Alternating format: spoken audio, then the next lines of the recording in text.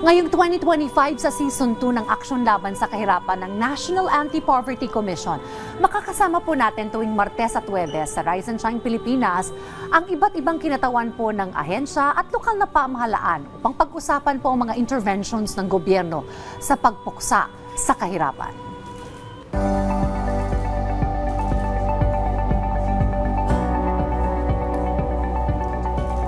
At sa ating bagong season, tututukan po natin ang convergence o ang pagsasama-sama ng mga programa at stakeholders sa patuloy na pagpapaunlad ng mga komunidad at ng ating pong pamayanan.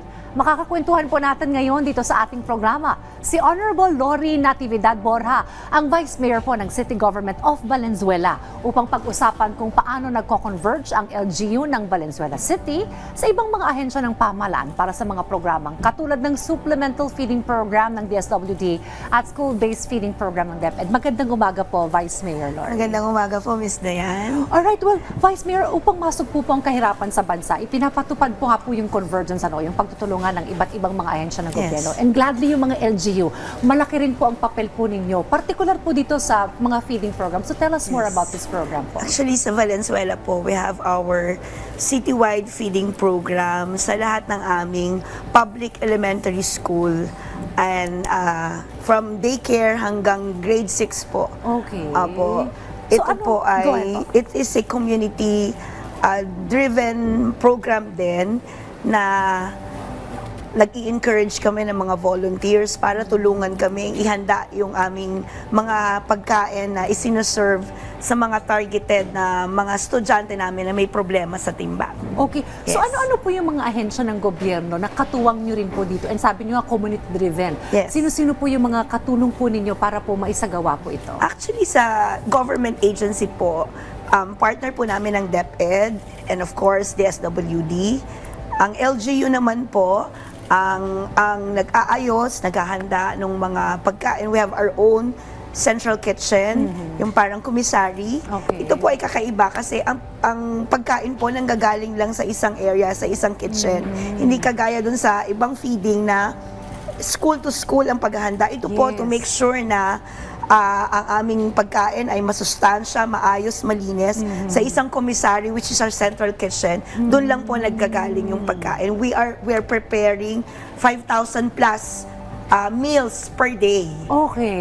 Na pinapakain po natin kanin at ulam sa aming mga estudyante na may problema sa timbang. And I understand, may katuwang din po ba kayo, Ateneo po ba, with the Yes, system? we have our partner naman sa private sector, yung Ateneo Center for Education Development. Sila po ang tumutulong sa amin sa pamamagitan po ng pagtitraining nila sa mga staff namin, sa sistema, sa menu namin na ginagamit po sa central kitchen, sa pagtitraining ng aming volunteers. Ang volunteers po namin sa kitchen namin, mga 1,100. Okay, ang dami Ako, rin. 600 po ang nagvo-volunteer mismo sa central kitchen. And then sa mga schools po, sa iba't ibang public school ng elementary sa Valenzuela City, we have 500 parent volunteers. Oh, okay. Yes. Nakakatuwa, no? Na ang daming katulong Yes. ninyo para sa pagsasagawa nito. Now, how frequent po itong feeding program?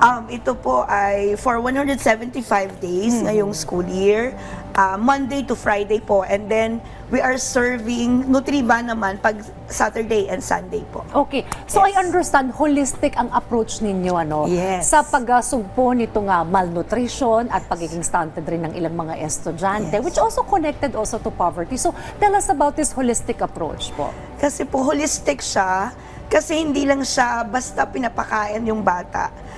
We have bago po magsimula ang aming feeding program, tinitimbang na po yung mga bata. Okay. So nakikita namin kung sino yung kailangang isama sa programa at sa hindi. Nakikita din namin kung sino yung nasa malapit na magkaroon ng problema ng mga bata. So ito pong aming feeding. We have also yung baseline weighing, we have our mid-year, and we have our year-end para po sa assessment. So, ito po, hindi lang basta pinapakain, may assessment, may check-up din po sila. Okay. We have our 2 mobile van na umiikot po sa lahat ng aming public elementary school na may sariling doktor, may sariling mga nurses na nagche-check up para po yung ibang mga bata na may sakit, kasi kahit na pakainin mo ng pakainin Oo. yung mga estudyante nating may problema sa timbang, kung may sakit pa rin sila, lalo na kung may sakit sa baga or may mga primary complex, hindi rin mag-improve yung kanilang timbang kung may sakit. So, ito po yung ginagawa ng aming medical team to make sure na magiging maayos yung timbang po nila. Meron din pong check-up na sinasagawa sa kanila regularly. Maganda yan na. Yung hindi Yes. lang talaga ikaw nagpapakain kasi may monitoring Yes kung po. nag-i-improve talaga ang estado ng kalusugan ng mga Yes, estudyante. Alright? Tsaka titingnan mo sino ba talaga yung kailangan tutukan Yes with this po. feeding Opo. program. Now, ano po yung, sino-sino po yung mga beneficiaries? Paano po ninyo sila pinipili? Napipili po yan dahil pag po nagpasukan, meron po kami lahat po ng mga estudyante ng aming public elementary school from kinder hanggang grade 6, nagkakaroon po kami ng weighing.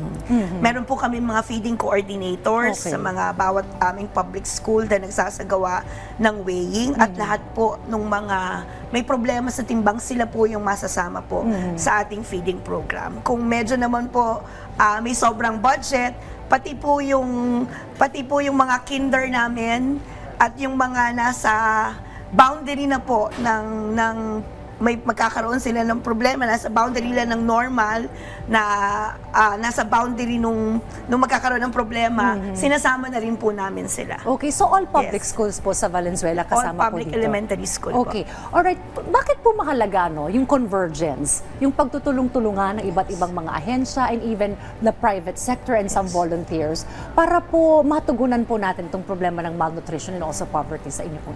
Napakahalaga po kasi na nakikita ng ating community na nakaka-join po sila, gaya po sa amin sa Valenzuela. Hindi lang citywide yung pagpapakain, kundi nagiging citywide din yung tulong. Kasi imagine po kung magpe-prepare ka ng 5,000 plus na meal a day, napakadaming gulay po yung kailangang Oo. balatan, napakadaming ingredients po yung kailangang i-prepare. Kung wala po kaming volunteers na tutulong sa amin, hindi po kayang gawin ng city government yung programang ito kung hindi po tutulungan ng community. So, nung makita po ng aming komunidad, actually, ito pong problema ng malnutrition sa aming mga estudyante, nakita din po ito o sa community din nagsimula, o community din ang tumawag sa pansin ng city government dahil meron kaming education summit. Ang isa sa naging resulta po sa Education Summit na nagiging problema ay yung malnutrition. Okay. So, kung sa tao nagmula yung problema, sa tao din nagmumula o tumutulong para po magkaroon ng solusyon yung problema.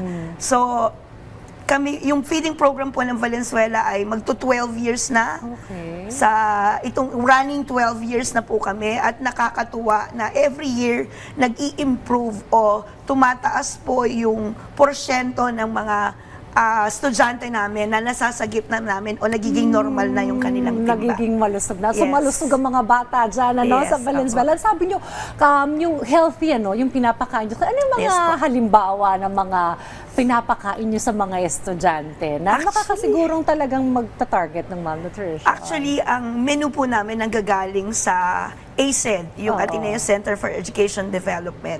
Sila po meron po silang nutritionist na tumutulong Okay. sa amin. Usually po gulay, meat, combination yung aming mga menu. Ang kagandahan po nito, natuturuan din kumain ng gulay Tama. yung Oo. mga bata. Dahil may mga volunteer kaming mga nanay sa mga paaralan namin, meron kaming mga sariling feeding coordinators, natuturuan kumain ng gulay yung mga bata. Alam naman natin mga bata ngayon, minsan choosy sila sa Totoo, pagkain. gusto matatamis. Yes, Ganyan. yes. Pero Oo. sa programang ito, nasasanay at natuturuan silang kumain din ng gulay. Oo, tsaka masarap yung Yes, pagkakaluto. Masarap, yeah. Wala, sana pamarisan din ito ng mga ibang mga local government unit. And you said that you've been doing this for 12 years Yes. already. At may sistema kayo ng monitoring kung talagang napapagandang estado ng kalusugan ng ating mga kabataan dyan at estudyante. Well, thank you very much po. Malugod kami nagpapasalamat po sa inyong pagbisita dito po sa Aksyon Laban sa Kahirapan. Nakasama po natin si Honorable Lori Natividad Borja, Buha, ang Vice Mayor po ng City Government of Valenzuela. At hinihikayat po natin kayong muling tumutok sa ating programa sa darating po na Webes. At ito, Vice Mayor Lori, samahan po ninyo akong umaksyon laban sa kahirapan. Maraming salamat Salamat po. po. Thank you.